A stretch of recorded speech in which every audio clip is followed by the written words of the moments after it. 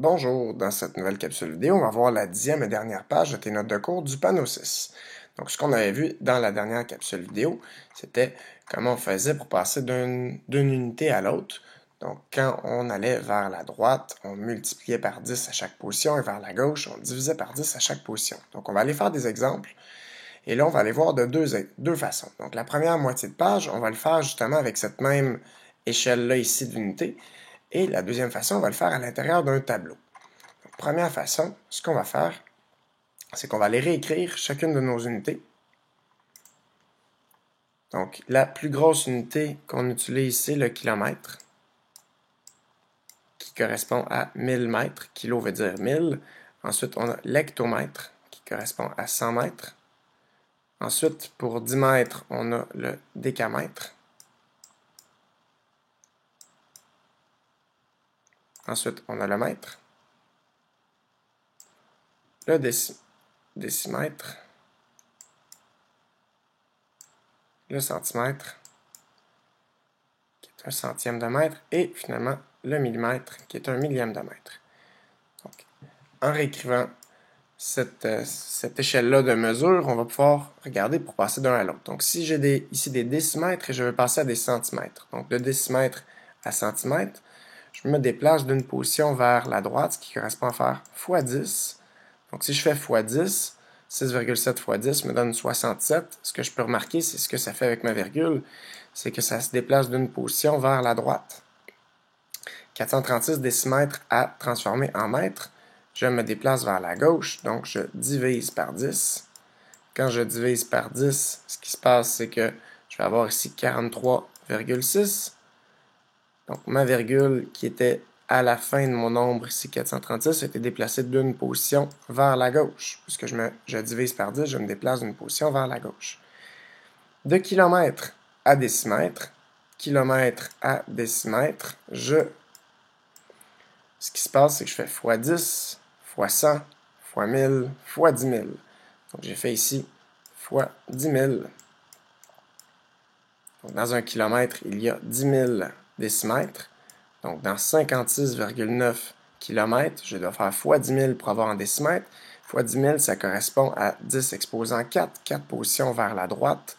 Donc, si je déplace ma virgule d'une position, il reste encore 3 positions. Donc, encore x 1000, ce qui correspond à rajouter 3 zéros. Donc, 569 000 décimètres, qui va être équivalent à 56,9 km. Si j'ai un nombre de kilomètres à placer en mètres, de kilomètres à mètre, je dois faire ici x 10, 100, x 1000. Donc, dans un kilomètre, j'ai 1000 mètres. Donc, x 1000, c'est 3 positions vers la droite. 10 exposant 3. Il y a 3 zéros dans le fond dans x 1000. Donc, ça devient 3032,5 mètres. 3032,5 mètres. Si j'ai un nombre d'hectomètres ici que je veux transformer en millimètres, donc j'ai des hectomètres à transformer en millimètres, donc hectomètre à millimètre, je fais x 10, x 100, x 1000, x 10 000, x 100 000. Donc, x 100 000 qui correspond à 10 exposant 5. Il y a 5 zéros, donc je me suis déplacé de 5 positions vers la droite. Donc, c'est ce qui se passe, la même chose pour la virgule. 5 positions, 1, 2, 3, 4. Et pour la cinquième, j'ajoute un zéro, ce qui me donne 23 450 mm.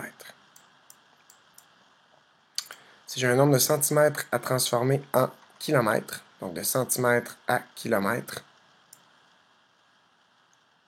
je me déplace vers la gauche, donc je divise, j'ai moins de kilomètres que j'ai mon nombre de centimètres, donc divisé par 10, divisé par 100, divisé par 1000, 10 000, 100 000, donc je divise par 100 000, donc 5 positions vers la gauche. 5 positions vers la gauche, qu'est-ce qui se passe avec ma virgule? 2 positions vers la gauche, et encore 3 autres positions qui vont me faire ajouter 3 zéros devant. Donc je vais avoir 0,30,143. Et si je veux revérifier après, pour être certain que j'ai bien placé ma virgule avec le bon nombre de zéros, je peux revérifier si je la déplaçais de 5 positions vers la droite. 1, 2, 3, 4, 5. J'obtiendrai 14,3 que j'avais au départ, donc ça fonctionne.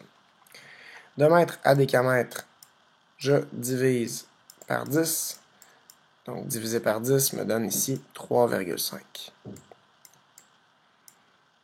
Si j'ai un nombre de millimètres que je veux transformer en hectomètres, de millimètre à hectomètre, j'ai le passage opposé à celui que j'avais fait tantôt. Donc, au lieu de fois 100 000, ça va être divisé par 100 000. Donc, 5 positions vers la gauche. Donc, 5 positions vers la gauche, je me déplace d'une position vers la gauche. Puis, ensuite, 4 zéros. Donc, 4 zéros devant ce nombre-là. Donc, j'ai 0,40843. Encore là, je peux revérifier pour être certain que j'ai ajouté le bon nombre de zéros. Je me suis déplacé de 5 positions vers la... si je me redéplace de 5 positions vers la droite, 1, 2, 3, 4, 5, j'obtiendrai 8,43 qui était celui de départ, donc ça fonctionne. De mètre à centimètre. De mètre à centimètre, je fais x 10 x 100. Dans un mètre, j'ai 100 cm. Donc, pour faire x 100, il y a 2 zéros. Donc, c'est 10 exposé en 2. Donc, pour faire x 100, je rajoute 2 zéros. Ça me donne 1200 cm. Donc, maintenant, ça, c'est la première façon. Donc, quand on veut convertir les unités, on peut écrire mes 7 unités de mesure et, avec mes flèches, faire les passages comme ça. Maintenant, on va aller faire la deuxième façon, qui est de travailler à partir du tableau. Donc, on va juste écrire ici que c'est le même principe pour les mètres que pour les grammes et les litres.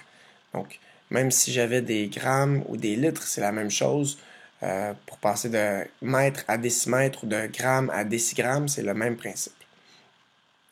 Donc, on va placer maintenant en ordre croissant les mesures suivantes. Donc, j'ai 5 mesures à les placer en ordre croissant et je vais aller utiliser le tableau pour cette fois-ci. Donc, en ordre croissant, c'est du plus petit au plus grand et là, on remarque qu'ils ne sont pas dans les mêmes unités de mesure. Donc, on va aller placer d'abord 5,3 cm. 5,3 cm dans le tableau. Ce à quoi ça va correspondre, bien, ce qu'on va faire, c'est que mon nombre ici, mon 5, c'est mon nombre qui est aux unités. Donc, le 5 doit être vis-à-vis ces unités de mesure, qui est les centimètres. Donc, j'ai 5,3 cm, donc 5 cm et 3 mm. Oups, pardon. 5 cm et 3 mm. Et ce qui est bien, c'est qu'une fois qu'il est bien placé dans le tableau, ça se lit 5 cm,3, ou je pourrais dire 53 mm. Si c'était en décimètres, ce serait 0,53, en mètres 0,053, etc. Donc, une fois que je l'ai bien placé dans mon tableau, je peux le lire dans toutes les unités de mesure. Si j'ai 0,42 décimètres, 0 est mon unité, donc le 0 doit être vis-à-vis son unité de mesure qui est les décimètres, donc 0,42. Ça se lit aussi 4,2 cm ou 42 mm. 0,005 mètres ou 5 millièmes de mètre. Mon premier 0 est avec son unité de mesure des mètres. Je place ensuite les autres chiffres.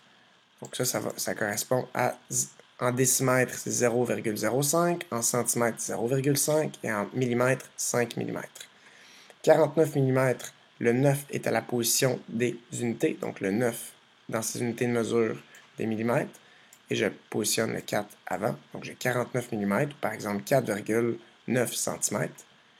Puis finalement 0,5 décimètres, le 0 est à la position des unités avec ses unités de mesure des décimètres, 0,5, donc je pourrais dire que c'est 0,5 décimètres, 5 cm, ou je pourrais dire, ajouter un 0 et dire que c'est 50 mm. Donc, une fois que j'ai tout placé à mon tableau, je peux les comparer. Donc, je vais comparer maintenant toutes avec la même unité de mesure. Donc, si je les prends tous en millimètres, ça correspondrait ici à 53 mm. Le deuxième, qui était 0,42 décimètres, serait 42 mm. Parce que ça se lit 42 ici dans la position des millimètres. Le troisième, qui était 5 millièmes de mètre, correspond à 5 mm. Le troisième, qui était 49 mm, c'est encore 49 mm, celui-là n'a pas changé. je fais remarquer qu'ici, je les ai tous placés en millimètres parce que c'est plus facile, je vais tous avoir des nombres entiers. Tandis que si j'avais pris des centimètres, j'aurais eu par exemple 5,3 cm. Donc je n'aurais pas eu des nombres entiers. C'est plus facile à comparer si c'est tous des nombres entiers. Et 0,5 décimètres qui correspond à 50 mm. Donc maintenant, je peux les comparer facilement. Et ce que je vais comparer, c'est mes nombres. Ici, mes nombres en haut, puisqu'on avait demandé de placer les nombres suivants en ordre croissant. Donc en ordre croissant, on part du plus petit. Donc le plus petit, c'est ici 5 mm qui correspond à 0,005 mètres, suivi de 42 mm qui est 0,42 décimètres, suivi de 49 mm, suivi de 50 mm qui est en fait 0,5 décimètres, et finalement 53 mm qui est 5,3 cm. Donc voilà pour placer les nombres, les unités de mesure dans un tableau. Donc une fois qu'un avantage de ça, c'est quand ils sont placés dans le tableau, je peux les transformer dans n'importe quelle unité de mesure et les comparer facilement. Donc voilà qui conclut le chapitre 6. Nous verrons dans le panneau 7 les suites, des suites aux équations. Merci.